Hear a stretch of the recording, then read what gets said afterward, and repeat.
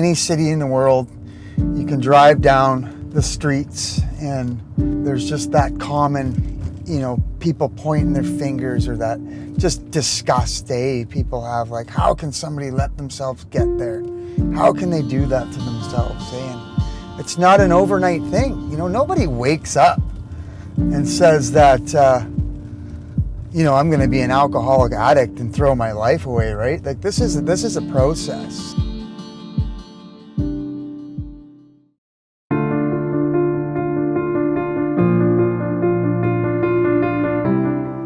Walking down those stairs of our humble townhouse, I've just smashed the car up the night before, a no-show to work. I can't even explain this depth of pain. Coming down to my wife and a young family, young children, and looking at their eyes of just disappointment. I'll never forget those facial expressions, like just gloss, gloss, pain, tear, and just going straight into that bathroom, looking myself in the mirror and saying, I am never doing that again. I am never drinking, I am never using again. And I would pass a lie detector test. And I would have. At that moment, everything in me was saying I was never going to use or drink again. And that had happened many of times. And sometimes it was a couple days I lasted, sometimes a day. Sometimes the great idea would come a few hours later of, I just got to calm down those nerves. I just got to break the edge. And I would go to the liquor store and buy 3 cans of beer, saying 3 cans of beer and that's it. Who buys 3 single cans of beer? My idea behind this is I'm just going to have these 3 and that's it. And I go and I buy those 3 cans of beer and I leave. I may as well buy a 60-pounder, because whether I grab 3 cans of beer or I buy a 60-pound of rye, it's the same night.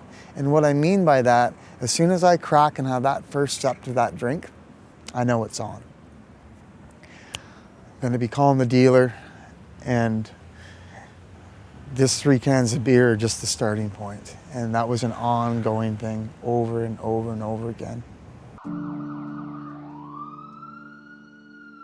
Suicide was an option. I can remember one point in my life wondering how could somebody kill themselves, and I can also remember one point in my life of thinking that that is the next option, the only way out.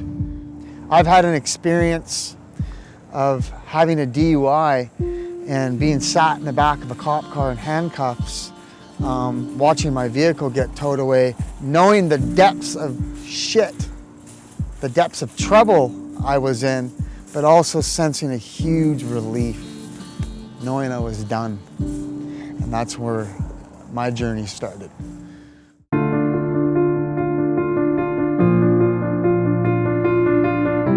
So I have an experience of walking through step groups, home group, having a sponsor, and experiencing an awakening, recovering, starting from that point. I've also gone into where, no choice of my own, I was directed into treatment center, and I was always an anti-treatment person. I always thought it was a money grab. I hated when I heard people talk about treatment. I shut the doors on it. And like I said, to no works of my own, I was guided. There was no other door to open, and I was going to lose my job. Family had shut the door, and I entered treatment and had an amazing experience and started an awesome spiritual path. From where I was as an addict, alcoholic, I'm in dire need of a psychic change.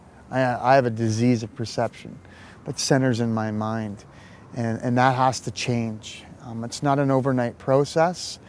My experience of walking through the doors of 12-step programs gave me a design for living, and it was a daily practice, and I had to continue working on these things.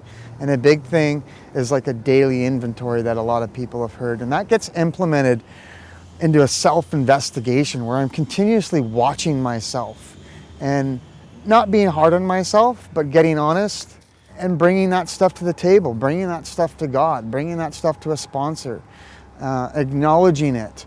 And when you shed light onto those dark secrets that people don't want to get out or admit or get honest with, you shed some light on that, their power is dissolved. I get shivers saying that, eh? There's no power in it. One great thing about living in recovery, living a spiritual life, practicing spiritual principles, being free, having relief from suffering in the mind. So here's an example, I could be driving down the road and something would trigger a memory, and it'd be something I'd done, and all of a sudden there's this guilt, and I physically and verbally would say, Mike, you're a piece of shit. You're a loser. You're not worth anything. You're worthless. And I believe it. And it just spreads like a disease. And what I've learned in recovery is that stuff's going to happen, but we process it, we challenge it. So today when I drive down the street and I'm triggered by a memory of something where I've harmed somebody or I've harmed myself, and I challenge that, and I go, am I doing that today? No. Do I need to make an amends? If I do, I make that amends through guidance with a sponsor. And if all that stuff is cleared up and I'm not doing that stuff today, I drop it. I'm not that person today. Shame is when I continuously feed that lie and saying, yeah, you are a piece of shit. You shouldn't have done that. Yeah, you are a loser. You shouldn't have done that. Shame is when I continuously tell that. So there's nothing wrong with healthy guilt. And I think a trap in recovery is people keep shame and guilt together, and there's a difference between them, right? There's healthy guilt and shame, and I really want to highlight that, eh? So in saying all that is a good chunk of kind of my story of what got my recovery path started. There's other ways, and I can't deny that. That's my story, and that's what I want to do, is open that opportunity to other people's stories. How did it work? What did you do? What happened? Because I'd be a fool to say that my way is the only way. I don't want to get into showing people's experience of white knuckling it, right? Just staying dry and living miserable and painful lives, of just being abstinence. I'm not into showing people that. I think most of the world thinks that's what recovery is all about. You're dry and that's it. I want to show that this brings people to a spiritual way of life.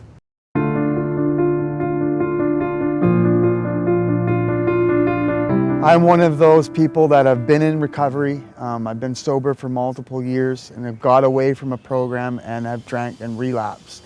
So I'm definitely, my experience can speak of the going out, what happens when we get away with the things we need to do on a daily basis. So I have an experience of putting on step groups. I was sponsoring people. I was involved in home groups. I was really in action, right? I started getting this concept that I was banking up time. I was banking sobriety. I'm like, I've done enough.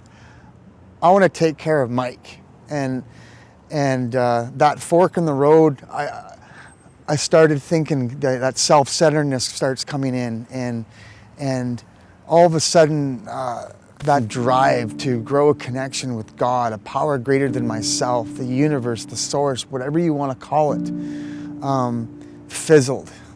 And that void is now apparent, and I've got to fill it. And I start getting obsessed with money, women, cars. I always say shiny stuff, working out in the gym. My story involves steroids. And now I'm in what you call a spiritual malady. I'm not drinking. I'm not using mind-altering substances. Mind you, steroids isn't in a long-term thing, but I'm not using that stuff that I was using before yet. But I'm in this malady, right? I'm in this trying to fill this void, and I'm in this bondage, and all of a sudden I may not be actively using what I was using before, but I'm well on my way, right?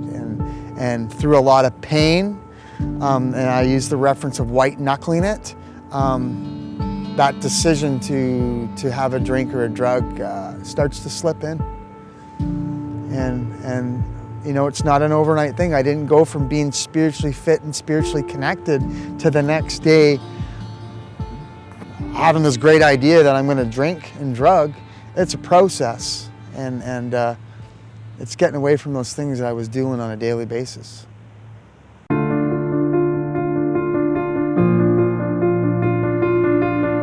It's important that family members, co-workers, mentors, friends, when they recognize this, when they can see addiction settling in, that we don't sweep it under the rug, that we bring it out on the table. And, you know, call them up and just, you know, start out with saying, hey, when you got time, you know, I'd love to have a chat, you know, and you know, make that appointment with them. And make it a personal thing, eh? If you can, not over the phone. And just start out by saying to them, you know, some things that you appreciate about them, you know, maybe even some things they've done for you and then what you like about them. Get some positiveness flowing. And, you know, and then bring up that point like, hey, you know, this is what I see. And my love for you, it causes me pain. And I want to see you get well. And here's some options. And I want to bring those options of recovery, not just my story, but, you know, every other addict who's living that spiritually fit life, who's connected with God or a higher power of their understanding. The world is blinded to that part. Nobody knows about the spiritual way of life that recovery has to offer. And I want to bring that to the world, the people at professional level, and a way to approach those people that are suffering, because we got to be gentle. It's very common for somebody to back off, to retract, to get defensive.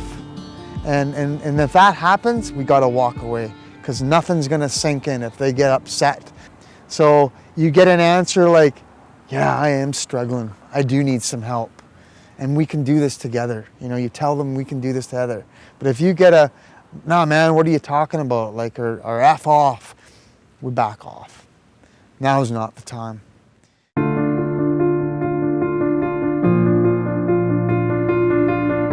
I think 10 minutes is showing the bottom of where somebody is. Maybe take to that location, maybe show some photos or even video footage if it's available of where they were in active addiction. I want to have interviews of family members, co-workers, maybe even mentors, children, of, you know, their experience of watching their family member, their loved one, going through and experiencing the pain and how they felt about it, right? And then what happened?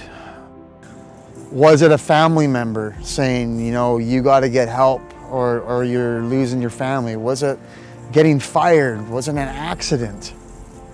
Was it just enough of the old saying of sick and tired of being sick and tired? What was your bottom? We all hit a certain level of pain inside where it's enough is enough, and get to a position that I'm willing to go to any length. I want to show that part of somebody's story. And then ultimately, you know, I want to show the positive side. I want to show the world the life of a recovering alcoholic. I want to show what's their practice. What do they do? What's their routine first thing in the morning? Are they on their hands and knees praying to their Creator? What's their meditation practice? What are they reading? What are some things that they try to implement throughout the day? Are they doing some spot check inventories? Some self-investigation? Are they watching their feelings? Are they watching when they get agitated? Are they watching when they get joy? What are they doing for others? What are they practicing? And then, you know, the transformation, the specifics and the overall transformation, and getting in now. Let's get some interviews going of the bosses, the family members, the children's, of what they've seen in the change. The bright light, a spiritual way of living, not that white knuckling just to stay dry, but a real life of freedom, a wonderful life. You know, your dreams can be fulfilled, right? With loving families and just true happiness. And let's get this out in the open. There's a world pandemic, and there is a way out. People need hope, and they need to know and hear other people's experiences.